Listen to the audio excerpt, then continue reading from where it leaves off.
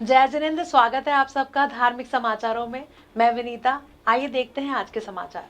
श्रमणी गौरव वत्सलमयी गुरु माँ श्री प्रोमिला जी महाराज साहब की सुशिष्या प्रवचन प्रभाविका महासती श्री लक्ष्मी जी महाराज साहब ने दीपावली के पावन अवसर पर कोरोना महामारी से संबंधित कुछ हिदायतें दी, जो कि इस प्रकार है। आइए हम सब देखते हैं कि क्या कुछ कहा उन्होंने।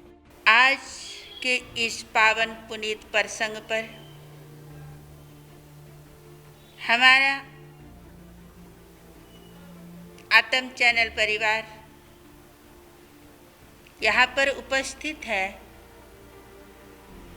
आपकी भावना है कि महापर्व दीपावली निकट आ रही है। उस पावन पुनीत प्रसंग पर कुछ देर के लिए पावन संदेश की भावना से पहुँचे हैं। आपकी भावना है कि जो कोविड का दौर पूरे विश्व में चल रहा है, महामारी के इस दौर में सभी के भीतर में एक पीड़ा है, बेचैनी है और अपने आप को सभी आत्माएं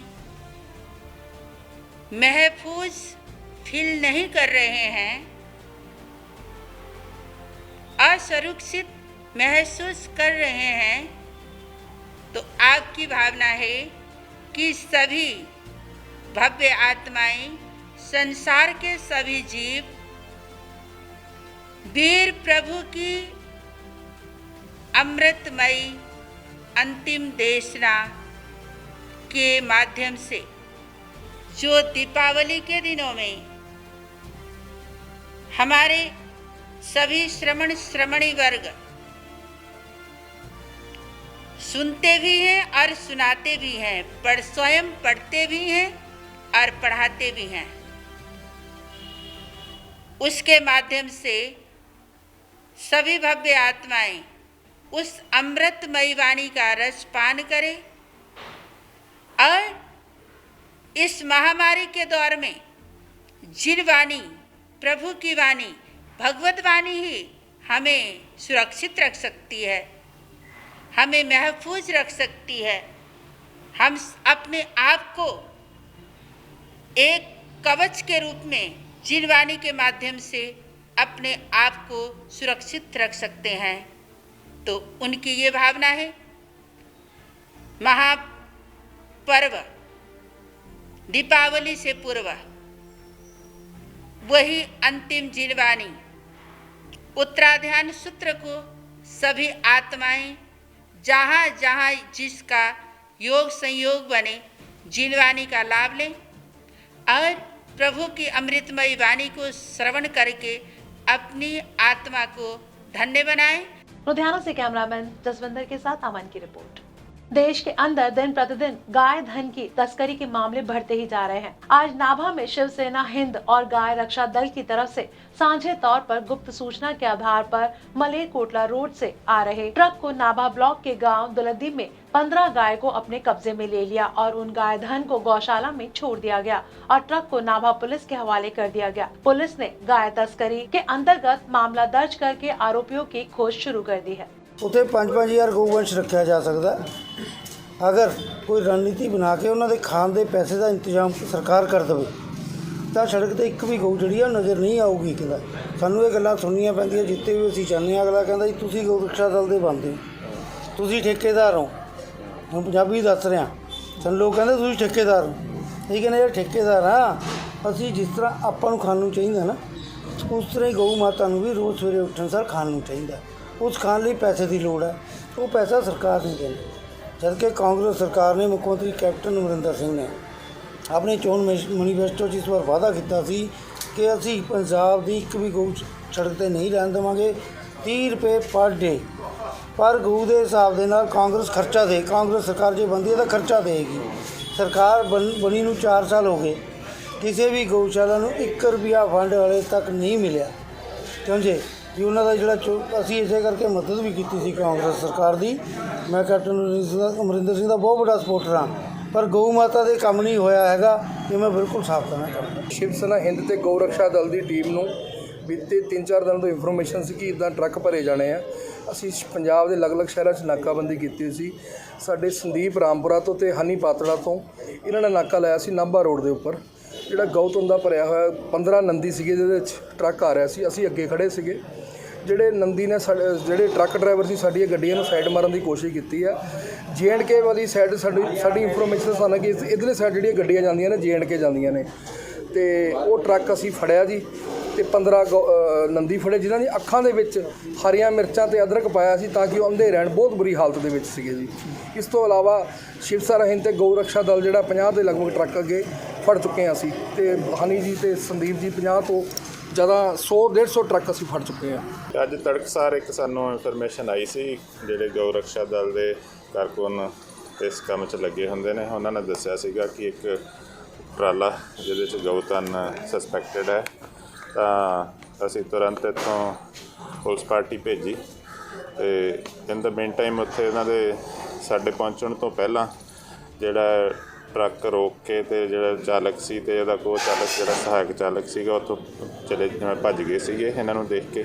ਤੇ ਜਦੋਂ ਟਰੱਕ ਦੀ ਤਲਾਸ਼ੀ ਲਿੱਤੀ ਤਾਂ ਉਹਦੇ ਤੋਂ 15 ਦੇ ਕਰੀਬ ਹੈ ਜਿਹੜਾ ਗਊਧਨ ਉਹਦੇ 'ਚੋਂ ਰਿਕਵਰ ਹੋਇਆ, ਜਿਨ੍ਹਾਂ ਨੂੰ ਬੜਾ ਬੇਰਹਿਮੀ ਨਾਲ ਤੋੜ ਕੇ ਵਿੱਚ ਭਰਿਆ ਹੋਇਆ ਸੀਗਾ। ਤੇ ਇਸ ਸੰਬੰਧੀ ਸੰਦੀਪ ਨਾਮ ਦੇ ਵਿਅਕਤੀ ਨੇ ਇੱਕ ਸਟੇਟਮੈਂਟ ਲਿਖੀ ਹੈ, ਉਹਦੇ ਬਿਆਨ ਤੇ ਅਸੀਂ FIR दर्ज कर रहे हैं। नाभा से राजेश बजाज की रिपोर्ट। कोरोना के कारण अमृतसर के पटाखा व्यापारियों में मायूसी का आलम है। लॉकडाउन और महामारी के कारण पटाखों की फैक्ट्रियां भी बंद रही। इस बार अच्छे व्यापार की उम्मीद कम ही नजर आ रही है। साथ ही प्रदूषण के कारण सामान्य पटाखों का व्यापार भी बीते कुछ सालों से ठीक नहीं चल रहा। दिवाली के अलावा भी शादी जैसे अन्य मौके पर भी लोग पटाखे जलाकर खुशियां मनाते हैं। हालांकि इस बार पटाखों की मांग न के बराबर रही है। दीपावली के पावन अवसर में भी अभी करीब 15 दिन है, लेकिन बाजारों में अभी पटाखों की सप्लाई पिछली बार से काफी कम है। पिछले साल से पटाखे बेचने वाले दुकानदार हाथ पर हाथ धरे बैठे हैं। पटाखा व्यापारी हरिंदर सिंह ने बताया कि कोविड-19 की वजह से सारी फैक्ट्रियां बंद पड़ी हुई थी, जिसकी वजह से बाजारों में माल नहीं आ सका। वहीं इस साल डिमांड भी कम है, क्योंकि बीते 6 महीने से लोग खाली बैठे हुए हैं, जिसकी वजह से लोगों की आर्थिक स्थिति भी ठीक नहीं रही। उन्होंने कहा कि इस बार केवल 20% ही डिमांड है और सप्लाई उससे भी ज्यादा कम है। उन्होंने कहा कि इस साल कोविड-19 की वजह तो नहीं, लेकिन आगामी साल में कुछ आर्थिक स्थिति ठीक हुई तो उम्मीद कर सकते हैं कि व्यापार अच्छा हो सकता है। ਕਾਫੀ ਜੱਦੀ ਸਾਡਾ ਕਾਰੋਬਾਰ ਪਟਾਕਿਆਂ ਦਾ ਹੈਗਾ, ਤੇ ਮੈਂ ਸਰਕਾਰ ਨੂੰ ਤੇ ਪ੍ਰਸ਼ਾਸਨ ਨੂੰ ਇੱਕ ਅਪੀਲ ਕਰਨਾ ਚਾਹਾਂਗਾ ਕਿ ਜਿਹੜੇ ਤੇ ਲਾਇਸੈਂਸ ਹੋਲਡਰ ਹੈ ਉਹਦੇ ਵਿੱਚ ਇਹ ਜਿਹੜੇ 10 ਸਟਾਲ ਕੱਢੇ ਗਏ ਹਾਈ ਕੋਰਟ ਦੇ ਆਰਡਰ ਦੇ ਮੁਤਾਬਕ ਕਿ 10 ਸਟਾਲ ਦੇਣੇ ਆ, ਇਹ ਉਹਨਾਂ ਨੂੰ ਹੀ ਸਟਾਲ ਮਿਲਣੇ ਚਾਹੀਦੇ ਹੈ। ਦੂਸਰੇ ਕਿਸੇ ਵੀ ਬੰਦੇ ਨੂੰ, ਅਣਪਛਾਤੇ ਬੰਦੇ ਨੂੰ ਜਿਹੜਾ ਕਿ ਕਦੀ ਕਾਰੋਬਾਰ ਦੇ ਵਿੱਚ ਰੁੱਝਿਆ ਵੀ ਨਹੀਂ ਹੋਇਆ, ਜਿਹਨੂੰ ਇਸ ਕਾਰੋਬਾਰ ਦੇ ਬਾਰੇ ਕੋਈ ਨੌਲੇਜ ਵੀ ਨਹੀਂ ਹੈਗੀ, ਇਹ ਉਹ ਆਪਣਾ 500 600 ਫਾਰਮ ਪਾਉਂਦੇ ਨੇ, ਜਿਹਦੀ ਕੋਈ ਪਰਚੀ ਨਹੀਂ ਲੱਗਦੀ, ਜਿਹਦੀ ਕੋਈ ਫੀਸ ਨਹੀਂ ਹੈਗੀ, ਭਾਵੇਂ 1000 ਫਾਰਮ ਭਰਨ। ਪਿਛਲੀ ਵਾਰੀ 1200 ਫਾਰਮ ਭਰਿਆ ਗਿਆ ਸੀ, ਇਸ ਵਾਰ 2753 ਫਾਰਮ ਭਰੇ ਗਏ ਨੇ, ਤੇ ਨਿਕਲਦੇ ਸਿਰਫ 10 ਦੇ ਡਰਾਅ ਨੇ, ਤੇ ਉਹਦੇ ਵਿੱਚ ਜਿਹੜੇ ਲਾਇਸੈਂਸ ਹੋਲਡਰ ਹੈ ਉਹ ਰਹਿ ਜਾਂਦੇ ਨੇ। ਇਹ ਐਕਚੁਅਲੀ ਜੇ 36 ਬੰਦੇ ਸਾਡੇ ਅੰਮ੍ਰਿਤਸਰ ਦੇ ਵਿੱਚ ਲਾਇਸੈਂਸ ਹੋਲਡਰ ਹੈਗੇ ਨੇ ਪਟਾਕਿਆਂ ਦੇ, ਉਹਨਾਂ ਦੇ ਵਿੱਚੋਂ ਡਰਾਅ ਕੱਢਣਾ ਚਾਹੀਦਾ, ਜਿਨ੍ਹਾਂ ਚੋਂ 10 ਨੂੰ ਲਾਇਸੈਂਸ ਮਿਲੇ। ਇਹ ਲੱਕੀ ਡਰਾਅ ਉਹਨਾਂ ਦਾ ਨਿਕਲਣਾ ਚਾਹੀਦਾ ਸੀ, ਜਦ ਕਿ ਇਹ ਸਰਕਾਰ ਦੀ ਬਹੁਤ ਵੱਡੀ ਗਲਤੀ ਹੈ। ਤੇ ਜਿਹੜੇ ਸਾਡੇ ਇੱਥੋਂ ਦਾ ਲੋਕਲ ਪ੍ਰਸ਼ਾਸਨ ਹੈਗਾ, ਜਿਹਨੂੰ ਪੂਰੀ ਨੌਲੇਜ ਨਹੀਂ ਹੈਗੀ ਇਸ ਚੀਜ਼ ਦੇ ਬਾਰੇ ਕਿ ਅਸੀਂ ਇਹ ਲਾਇਸੈਂਸ ਅਸੀਂ ਦੇਣਾ ਕਿਸ ਤਰ੍ਹਾਂ। ਪੁਲਿਸ ਪ੍ਰਸ਼ਾਸਨ ਨੇ ਲਾਇਸੈਂਸ ਦੇਣਾ, DC ਨੇ ਅਪਰੂਵ ਕਰਨਾ, ਤੇ ਉਹ ਲਾਇਸੈਂਸ ਮਿਲਣਾ ਚਾਹੀਦਾ ਸੀ ਕਿ ਸਿਰਫ ਲਾਇਸੈਂਸ ਹੋਲਡਰਸ ਨੂੰ। ਅਸੀਂ ਲੱਖਾਂ ਰੁਪਏ ਟੈਕਸ ਭਰ ਕੇ ਸਰਕਾਰ ਨੂੰ ਮਾਲ ਪਿੱਛੋਂ ਮੰਗਵਾਉਂਦੇ ਹਾਂ, ਟ੍ਰੇਡਿੰਗ ਕਰਦੇ ਹਾਂ, ਮਾਲ ਦੀ ਸਟਾਕ ਕਰਕੇ ਵੇਚਦੇ ਹਾਂ।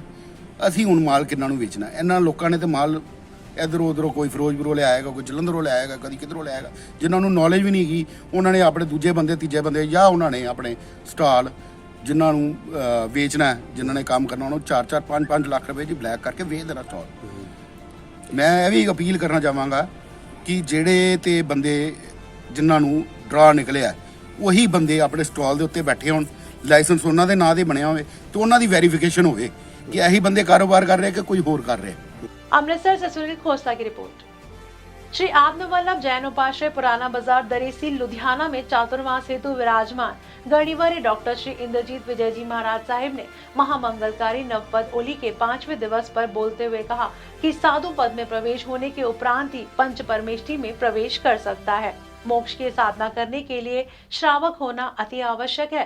साधु संत गुणों से युक्त होते हैं, उनका वर्ण श्याम होता है। जिन शासन में साधु अपनी शक्तियों द्वारा शासन की सुरक्षा एवं सेवा करता है।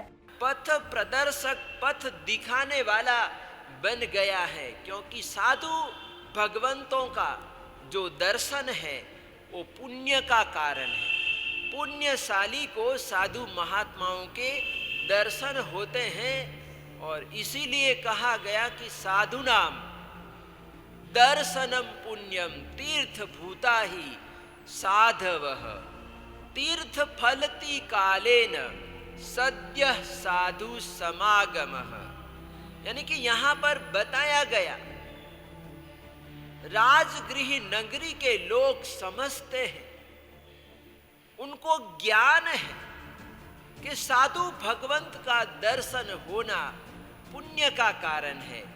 और परमात्मा के तो दर्शन हुए, लेकिन परमात्मा के साथ साथ परमात्मा के साथ रहने वाले अनेकों साधु भगवंत और नूतन दीक्षित ऐसा रोहिणी महामुनि के भी दर्शनों का हमें सौभाग्य प्राप्त हुआ है।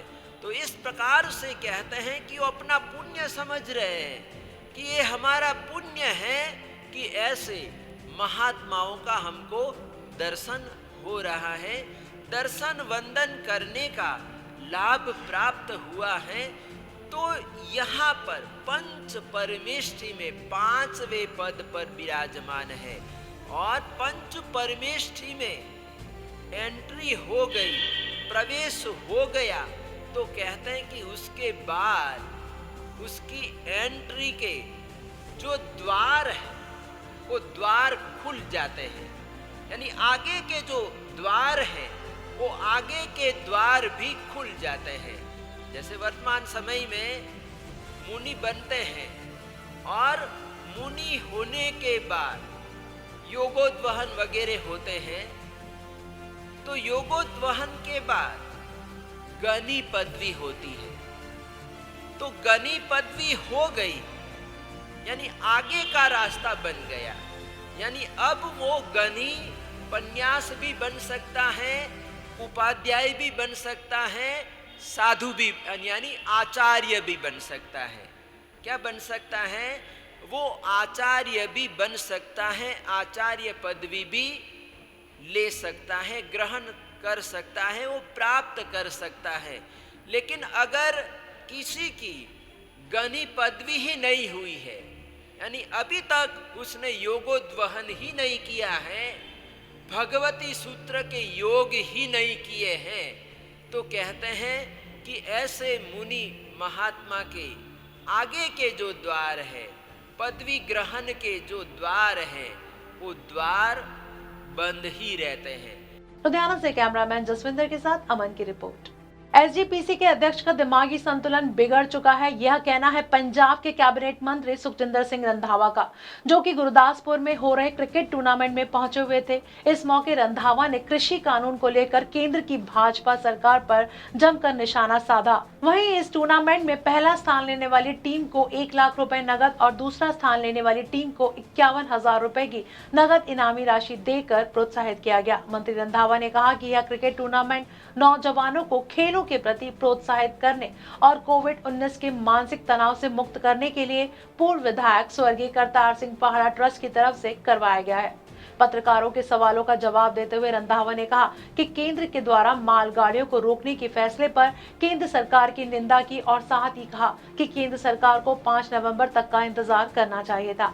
4 दिन बाद ऐसे फैसले करने से देश की अखंडता पर सवाल या चिन्ह लगता दिखाई दे रहा है। वहीं रंधावा ने कहा कि केंद्र के बयान से वे अपने फैसले से पीछे नहीं हटेंगे। यह साफ जाहिर करता है कि केंद्र लोकतंत्र को पीछे रख तानाशाही रुख अपना रही है। वहीं रंधावा ने एसजीपीसी और सत्कार कमेटी मामले पर एसजीपीसी अध्यक्ष गोविंद सिंह लौंगोवाल को कहा कि गोविंद सिंह लौंगोवाल अपने दिमागी संतुलन खो चुके हैं, क्योंकि जो अपने गुरु का नहीं बन सकता वही ऐसी उल्टी सीधी बातें कर सकता है। वहीं उन्होंने कहा कि कांग्रेस पार्टी सभी धर्मों के साथ लेकर चलने वाली पार्टी है और केंद्र के खिलाफ जो भी बोलेगा उसके साथ ऐसा ही होगा, लेकिन पंजाब सरकार केंद्र से नहीं डरती और पंजाब सरकार अपने फैसले से पीछे नहीं हटेगी।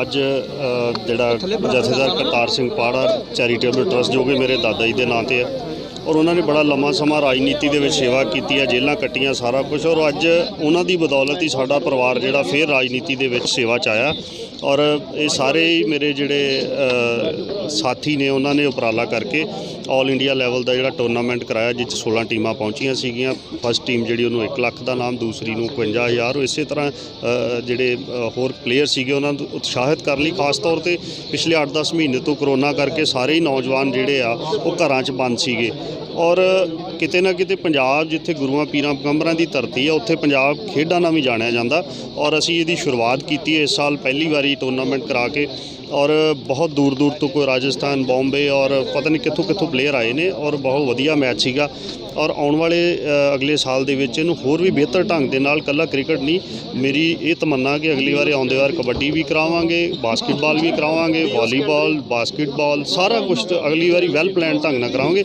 ਇਹ ਪਹਿਲਾ ਇਨੀਸ਼ੀਏਟਿਵ ਸੀਗਾ, ਸਕਸੈਸਫੁਲ ਹੋਇਆ ਔਰ ਜਦੋਂ ਕੋਈ ਕੰਮ ਸਕਸੈਸਫੁਲ ਹੋਵੇ ਫਿਰ ਹੋਰ ਬਲ ਮਿਲਦਾ, ਖੁਸ਼ੀ ਮਿਲਦੀ ਆ ਔਰ ਅਗਲੇ ਸਾਲ ਇਸ ਤੋਂ ਵਧੀਆ ਢੰਗ ਨਾਲ ਕਰਾਂਗੇ ਆਪਾਂ। ਗੁਰਦਾਸਪੁਰ 'ਚ ਪਹਿਲਾਂ ਹੀ ਕੋਵਿਡ 'ਚ ਜਿਹੜਾ ਕੋਈ ਟੂਰਨਾਮੈਂਟ ਲੈ ਕੇ ਆਏ ਨੇ ਉਹਦੇ 'ਚ ਤੇ ਨਾਲ ਹੀ ਮੈਂ ਡਿਸਟ੍ਰਿਕਟ ਐਡਮਿਨਿਸਟ੍ਰੇਟਰ DC ਸਾਹਿਬ ਖੜੇ ਨੇ, ਇਹਨਾਂ ਸਾਰਿਆਂ ਨੂੰ ਮੁਬਾਰਕਬਾਦ ਵੀ ਦੇਣਾ ਕਿ ਜਿਨ੍ਹਾਂ ਨੇ ਜਿਹੜੀ ਪਰਸੋਂ ਜਿਹੜਾ 1400 ਦੇ ਵਿੱਚੋਂ ਸਾਡੇ 3 ਪੋਜ਼ੀਟਿਵ ਆਏ ਸੀ, ਕੱਲ੍ਹ 1600 ਆਇਆ, ਉਹਦੇ 'ਚੋਂ 6 ਆਏ ਨੇ ਤੇ ਇਹਦਾ ਮਤਲਬ ਕਿ ਅਸੀਂ ਕਰੋਨਾ 'ਤੇ ਜਿੱਤ ਪ੍ਰਾਪਤ ਕਰਨ ਵਾਲੇ ਪਾਸੇ ਤੁਰ ਪਏ। ਪਰ ਨਾਲ ਦੀ ਨਾਲ ਇਹ ਵੀ ਲੋਕਾਂ ਨੂੰ ਬੇਨਤੀ ਕਰਦੇ ਹਾਂ ਕਿ ਆਪਾਂ ਮਾਸਕ ਜਾਂ ਹੋਰ ਜਿਹੜੇ ਤਿਉਹਾਰ ਜਿਹੜੇ ਵਰਤਦੇ ਆ ਉਹਨਾਂ ਨੂੰ ਵਰਤਦੇ ਰਹੀਏ। ਬੜੀ ਮੰਦਭਾਗੀ ਗੱਲ ਆ ਔਰ ਗਵਰਨਮੈਂਟ ਆਫ ਇੰਡੀਆ ਪੰਜਾਬ ਦੇ ਕਿਸਾਨਾਂ ਨੂੰ ਜਾਂ ਪੰਜਾਬੀਆਂ ਨੂੰ ਪ੍ਰਵੋਕ ਕਰਨ ਦੀ ਕੋਸ਼ਿਸ਼ ਕਰ ਰਹੀ ਹੈ।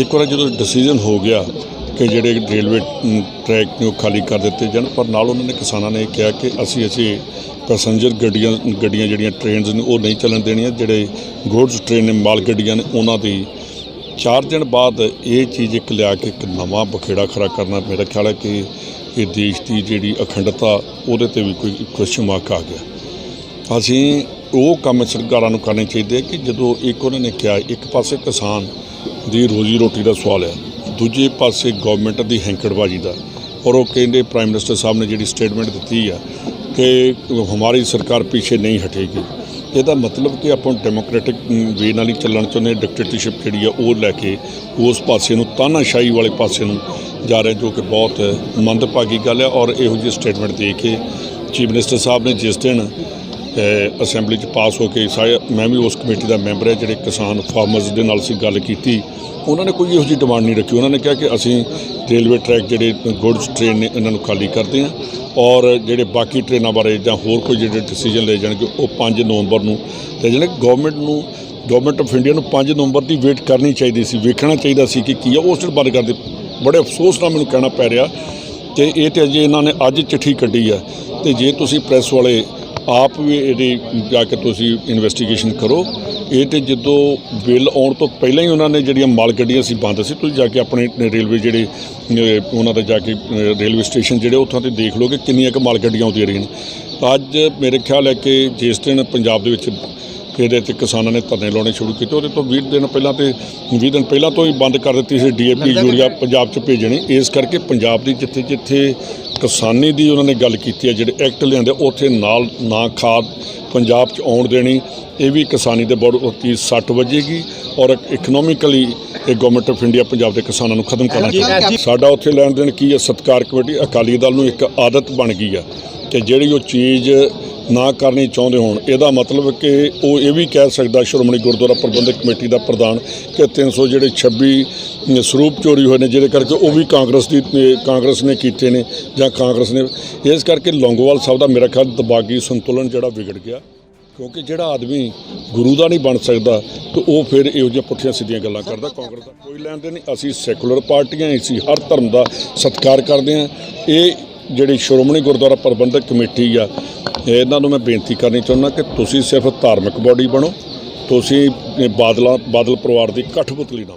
अमृतसर में रंजीत एवेन्यू में अत्याधुनिक मशीनों से lace hello to heaven gym का उद्घाटन जालंधर रेंज के आईजी नौनिहाल सिंह ने किया। इस अवसर पर जिम के संचालक केमी संधू ने बताया कि अमृतसर का यह पहला जिम है जिसमें अमेरिका से अत्याधुनिक मशीनें मंगवाई गई हैं, जिससे वर्कआउट करने में बहुत फर्क नजर आएगा। इस अवसर पर आईजी नौनिहाल सिंह और पार्षद दमनदीप सिंह ने कहा कि कोरोना से बचने के लिए लोगों को अपनी दिनचर्या में वर्कआउट को शामिल करना चाहिए, जिससे वह बीमारियों से बच सकेंगे और नौजवानों का ध्यान नशे की तरफ से हट जाएगा।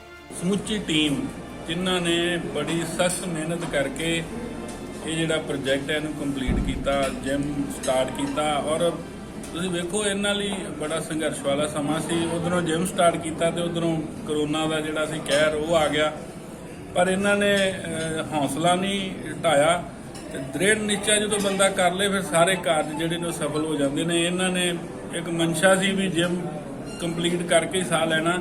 ਸੋ ਬੜੀਆਂ ਘਰੇਲੂ ਪ੍ਰੋਬਲਮ ਵੀ ਆਈਆਂ ਕੋਮਲ ਨੂੰ, ਪਰ ਇਹਨੇ ਬਿਲਕੁਲ ਇੱਕ ਨਿਸ਼ਚਾ ਜਿਹੜਾ ਧਾਰਿਆ ਸੀ ਵੀ ਜਿਮ ਜਿਹੜਾ ਇਹਨੂੰ ਵਧੀਆ ਸਟਾਰਟਿੰਗ ਇਹਦੀ ਕਰਨੀ ਆ। ਸੋ ਪ੍ਰਮਾਤਮਾ ਨੇ, ਬਾਬਾ ਦੀਪ ਸਿੰਘ ਜੀ ਨੇ, ਗੁਰੂ ਰਾਮਦਾਸ ਨੇ ਇਹ ਜਿਹੜਾ ਕਾਰਜ ਸੀ ਇਹਨਾਂ ਦਾ ਸਫਲ ਕੀਤਾ। ਸੋ ਕਰਨ ਵਾਲਾ ਤੋਂ ਮਾਲਕ ਆ, ਕਰਨ ਕਰਾਵਣ ਆਪੇ ਆਪ, ਮਾਨਕ ਇਹ ਕੁਛ ਨਾ ਹੀ ਹਾਥ, ਕਰਨ ਵਾਲਾ ਤੋਂ ਮਾਲਕ ਆ। ਇਹਨਾਂ ਨੇ ਮਾਲਕ ਦੀ ਜਿਹੜੀ ਓਟ ਆਸਰਾ ਲਈ ਸੀ, ਉਸੇ ਸਿਰ ਤੇ ਅੱਜ ਜਿਮ ਜਿਹੜਾ ਸ਼ੁਰੂ ਹੋਇਆ। ਔਰ ਅੰਮ੍ਰਿਤਸਰ ਦਾ ਇਹ ਪਹਿਲੇ ਨੰਬਰ ਦਾ ਜਿਮ ਬਣੂਗਾ। ਜਿੱਦਾਂ ਦਾ ਇਹਨਾਂ ਦਾ ਸਰਕਲ ਆ, ਜਿੱਦਾਂ ਦਾ ਇਹਨਾਂ ਦਾ ਪਰਿਵਾਰ ਆ, ਮੈਂ ਸਮਝਦਾ ਕਿ ਅੰਮ੍ਰਿਤਸਰ ਦਾ ਸਭ ਨੂੰ ਪਹਿਲੇ ਨੰਬਰ ਦਾ ਜਿਮ ਜਿਹੜਾ ਬਣੂਗਾ। ਔਰ ਪ੍ਰਮਾਤਮਾ ਕਰੇ ਇਹ ਬਣੇ। बहुत अच्छे मौके ते इस जिम जो कि सेहत वास्ते एक मंदिर है, एक गुरुद्वारा है सेहत का, उसकी इनॉग्रेशन नाल जोड़िया है। सेहत सब तो वड्डी दात है, सब तो वड्डी जरूरत है, खास तौर पर अजकल के दिनों में जब सारा समाज कोरोना करके इन्ने ज़्यादा संघर्ष तो गुजर रहा है। तो ये बार बार जिन्ने भी साढ़े विज्ञानिक है, साढ़े डॉक्टर है, वो दस चुके हैं कि सेहत ते जिहड़ी बॉडी की इम्यूनिटी है वो सब तो वड्डी जिहड़ी सेफ्टी है इस वायरस तो। सो ये इसे कोशिश विच एक बहुत अच्छा कदम है। तो मैं एक बार धन्नवादी है कि इन्होंने अपने अमृतसर शहर में एक इन्ना वधिया जिम जिहड़ा तैयार किया है, ताकि इत्थे जिहड़े नागरिक है उन्होंने एक वर्ल्ड क्लास फैसिलिटी जिहड़ी है अपनी सेहत नूं सुधारन लई दित्ती जा सके। ਜਿਹੜਾ ਸੁਨੇਹਾ ਮੇਰਾ ਇਹੀ ਹੈ ਕਿ ਕੋਵਿਡ ਦੇ ਕਰਕੇ ਜੋ ਵੀ ਪਰੇਸ਼ਾਨੀਆਂ ਆ ਰਹੀਆਂ ਹੈਲਥ ਰਿਲੇਟਡ, ਆਪਾਂ ਆਈਏ ਇੱਕ ਮੁਹਿੰਮ ਬਣਾ ਕੇ 24 ਘੰਟੇ ਦਿਨ ਦੇ ਵਿੱਚ ਹੁੰਦੇ ਆ ਆਪਣੇ ਕੋਲ 8 ਘੰਟੇ ਆਪਾਂ ਸਲੀਪ ਲੈਂਦੇ ਆ, ਦੈਨ 16 ਆਵਰਸ ਸਾਡੇ ਕੋਲ ਵਾਪਸ ਸਾਡੇ ਕੋਲ ਪੈਂਡਿੰਗ ਰਹਿ ਜਾਂਦੇ ਆ। ਆਪਾਂ ਜੇ ਵਰਕ ਵੀ ਕਰਾਂਗੇ ਮੈਕਸਿਮਮ 12 ਘੰਟੇ ਕਰਦੇ ਆ। 1 ਘੰਟਾ ਬੋਡੀ ਨੂੰ ਦੇਣਾ ਬਹੁਤ ਜ਼ਿਆਦਾ ਜ਼ਰੂਰੀ ਹੈ ਅੱਜ ਕੱਲ੍ਹ ਦੇ ਟਾਈਮ ਦੇ ਵਿੱਚ, ਕਿਉਂਕਿ ਇਮਿਊਨਿਟੀ ਮਸਟ ਹੈ। ਜਿੱਦਾਂ ਕਿ ਸਾਰੇ ਡਾਕਟਰਸ ਵਗੈਰਾ ਆਲਵੇਜ਼ ਕਹਿੰਦੇ ਰਹਿੰਦੇ ਨੇ ਕਿ ਇਮਿਊਨਿਟੀ ਜਿਹੜੀ ਹੈ ਬਹੁਤ ਜ਼ਿਆਦਾ ਜ਼ਰੂਰੀ ਹੈ ਆਪਣੀ ਸਿਹਤ ਨੂੰ ਫਿੱਟ ਰੱਖਣ ਲਈ ਤੇ ਬਿਮਾਰੀਆਂ ਤੋਂ ਬਚਾਉਣ ਲਈ ਜੀ। अमृतसर से सुनील खोसला की रिपोर्ट।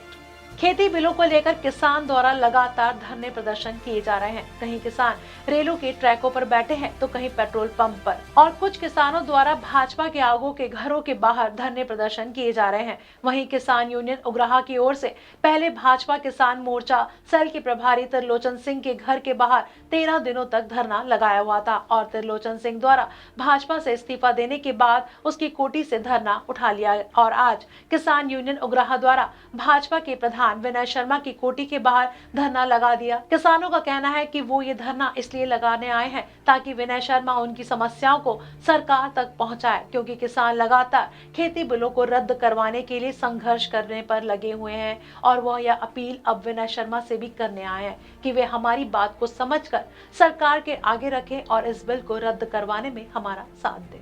ਅਸੀਂ ਭਾਰਤੀ ਜਨਤਾ ਪਾਰਟੀ ਦੇ ਜਿਹੜੇ ਨੇਤਾ ਨੇ, ਅਸੀਂ ਕਿਉਂਕਿ ਇੱਥੇ ਜ਼ਿਲ੍ਹਾ ਕਮੇਟੀ ਜਾਂਦੇ ਜਿਹੜੇ ਜ਼ਿਲ੍ਹੇ ਦੇ ਮੁੱਖ ਆਗੂ ਨੇ ਇਹਨਾਂ ਦੇ, ਸਾਡਾ ਫੈਸਲਾ ਹੈਗਾ ਵੀ ਅਸੀਂ ਉਹਨਾਂ ਦੇ ਘਰਾਂ ਦੇ ਜਿਹੜੇ ਹੈਗੇ ਘੇਰਨੇ ਹੈਗੇ ਆ, ਉਹਨਾਂ ਦੇ ਦਰਾਂ ਤੇ ਧਰਨੇ ਲਾਉਣੇ ਹੈਗੇ ਅਸੀਂ, ਕਿਉਂਕਿ ਭਾਰਤੀ ਜਨਤਾ ਪਾਰਟੀ ਹੀ ਜਿਹੜੀ ਹੈਗੀ ਆ ਹਿੰਦੁਸਤਾਨ ਪੱਧਰ ਤੇ ਜੋ ਕਾਨੂੰਨ ਕਾਲੇ ਲਿਆਂਦੇ ਨੇ ਉਹ ਭਾਰਤੀ ਜਨਤਾ ਪਾਰਟੀ ਨੇ ਲਿਆਂਦੇ ਨੇ। ਸਾਡਾ ਇੱਥੇ ਲਾਉਣ ਦਾ ਮਕਸਦ ਇਹ ਹੈਗਾ ਵੀ ਇਹਨਾਂ ਤੇ ਦਬਾਅ ਲਾਮਬੰਦ ਕਰਨਾ, ਤਾਂ ਕਿ ਭਾਰਤੀ ਜਨਤਾ ਪਾਰਟੀ ਦੇ ਉੱਪਰ ਵਾਲਿਆਂ ਨੂੰ ਪਤਾ ਲੱਗ ਜਾਏ, ਮੋਦੀ ਨੂੰ ਪਤਾ ਲੱਗ ਜਾਏ, ਨੱਡਾ ਨੂੰ ਪਤਾ ਲੱਗ ਜਾਏ। ਕਿਉਂਕਿ ਮੋਦੀ ਤੇ ਨੱਡਾ, JP ਨੱਡਾ ਜਿਹੜੇ ਇਹਨਾਂ ਦੇ ਮੇਨ ਨੇ, ਉਹ ਕਹਿੰਦੇ ਕਿਸਾਨ ਵਿਚੋਲੀਏ ਆ। ਅਸੀਂ ਉਹਨਾਂ ਨੂੰ ਇਹ ਦੱਸਣਾ ਚਾਹੁੰਦੇ ਵੀ ਅਸੀਂ ਵਿਚੋਲੀਏ ਨਹੀਂ, ਅਸੀਂ ਅਸਲ ਕਿਸਾਨ ਹੈਗੇ ਆ। ਜੇ ਤੁਸੀਂ ਕਿਸਾਨਾਂ ਦੀ ਨਹੀਂ ਸੁਣੋਗੇ, ਸਾਡੀ ਨਹੀਂ ਸੁਣੋਗੇ, ਤਾਂ ਫਿਰ ਅਸੀਂ ਤੁਹਾਡੀ ਕਿਉਂ ਸੁਣਾਂਗੇ? ਲੋਕਾਂ ਨੇ ਤੁਹਾਡੀ ਨਹੀਂ ਸੁਣਨੇਗੀ, ਕੱਲ੍ਹ ਨੂੰ ਤੁਹਾਨੂੰ ਜਿਹੜਾ ਹੈਗਾ ਬਾਹਰ ਕਰ ਦੇਣਗੇ। ਇਸ ਕਰਕੇ ਅਸੀਂ ਜਿਹੜਾ ਹੈਗਾ ਇਹ ਇੱਥੇ ਧਰਨਾ ਲਾਇਆ ਹੈਗਾ। ਅਸੀਂ ਇਸ ਸੱਜਣ ਨੂੰ ਭਾਰਤੀ ਜਨਤਾ ਪਾਰਟੀ ਨੂੰ ਬੇਨਤੀ ਕਰਨ ਆਏ ਹਾਂ ਵੀ ਉਹ ਸਰਕਾਰ ਤੇ ਜਿਹੜਾ ਹੈਗਾ ਉਹ ਦਬਾਅ ਪਾਉਣ ਵੀ ਇਹਨਾਂ ਕਾਲੇ ਕਾਨੂੰਨਾਂ ਨੂੰ ਜਿਹੜਾ ਵਾਪਸ ਲੈਣ। ਇਸ ਕਰਕੇ ਅਸੀਂ ਧਰਨਾ ਲਾਇਆ। ਸੰਘਰਸ਼ ਵਿੱਢਿਆ ਵਾ ਜਿਹੜੇ ਇੱਥੋਂ ਦੀ ਕੇਂਦਰ ਦੀ ਸਰਕਾਰ ਜਿਹੜੇ ਕਾਲੇ ਕਾਨੂੰਨ ਬਣ ਚੁੱਕੇ ਆ, ਜਿਹੜੇ ਪਹਿਲਾਂ ਆਰਡੀਨੈਂਸ ਸੀ, ਉਹ ਸਾਡੀ ਖੇਤੀ ਨੂੰ ਉਹ ਕਾਰਪੋਰੇਟ ਘਰਾਣਿਆਂ ਦੇ ਹਵਾਲੇ ਕਰਾਉਣ ਲਈ ਰਾਹ ਪੱਧਰਾ ਕਰਦੇ ਆ। ਉਹਨਾਂ ਨੂੰ ਰੱਦ ਕਰਾਉਣ ਲਈ ਬਿਜਲੀ ਐਕਟ 2020 ਰੱਦ ਕਰਾਉਣ ਲਈ 1 ਤਰੀਕ ਤੋਂ ਅਸੀਂ ਮੈਦਾਨ 'ਚ ਹੈ। ਪਰ ਅਸੀਂ 13 ਤਰੀਕ ਨੂੰ ਇਹ ਧਰਨਾ ਭਾਰਤੀ ਜਨਤਾ ਪਾਰਟੀ ਦੇ ਜਿਹੜੇ ਅਹੁਦੇਦਾਰ ਆ ਉਹਨਾਂ ਦੇ 12 'ਚ ਕਰਤਾ ਸੀ, ਜਿਹਦੇ ਤਹਿਤ ਅਸੀਂ ਲਗਾਤਾਰ 22 ਤਰੀਕ ਤੱਕ ਤਰਲੋਚਨ ਸਿੰਘ ਗਿੱਲ ਦਸਾਂਝ ਰੋਡ ਤੇ ਧਰਨਾ ਰੱਖਿਆ।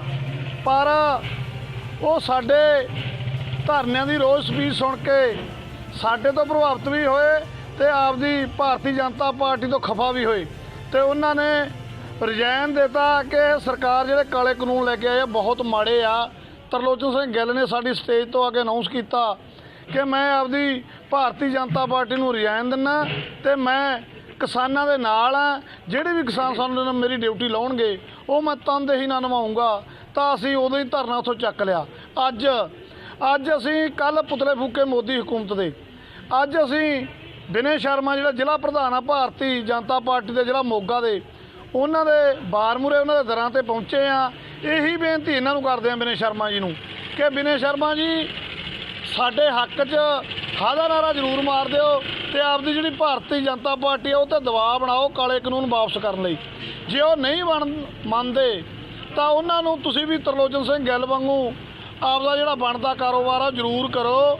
ਤਾਂ ਸਾਡੇ ਕਿਸਾਨਾਂ ਦੇ ਦੁਖੀ ਕਿਸਾਨਾਂ ਦੇ ਜ਼ਰੂਰ ਜ਼ਖਮਾਂ 'ਤੇ ਮੱਲਮ ਲਾਓ। ਅੱਜ ਤੁਹਾਡਾ ਵੇਲਾ, ਜੇ ਇਹ ਵੇਲਾ ਖੁੰਝ ਗਿਆ ਤਾਂ ਵਿਨੇ ਸ਼ਰਮਾ ਜੀ ਇਹ ਵੇਲਾ ਤੁਹਾਡੇ ਹੱਥ ਨਹੀਂ ਆਉਣਾ ਮੁੜ ਕੇ। ਅੱਜ ਇੰਨੇ ਕਿਸਾਨ ਮਜ਼ਦੂਰ ਤੁਹਾਡੇ ਦਰ ਤੇ ਇੱਕ ਫਰਿਆਦ ਲੈ ਕੇ ਆਏ ਆ ਕਿ ਤੁਸੀਂ ਸਾਡੇ ਹੱਕ 'ਚ ਖੜੋ, ਆਪਦੀ सरकार पे दबाव बनाओ कि वो काले कानून ਜਿਹੜੇ ਉਹ वापस लवे, रद्द करे। आज के समाचार बस यहीं तक। मैं विनीता जैन कल फिर हाजिर होंगी कुछ और धार्मिक और सामाजिक समाचारों के साथ। तब तक आप बने रहिए आत्मा चैनल के साथ। जय जय।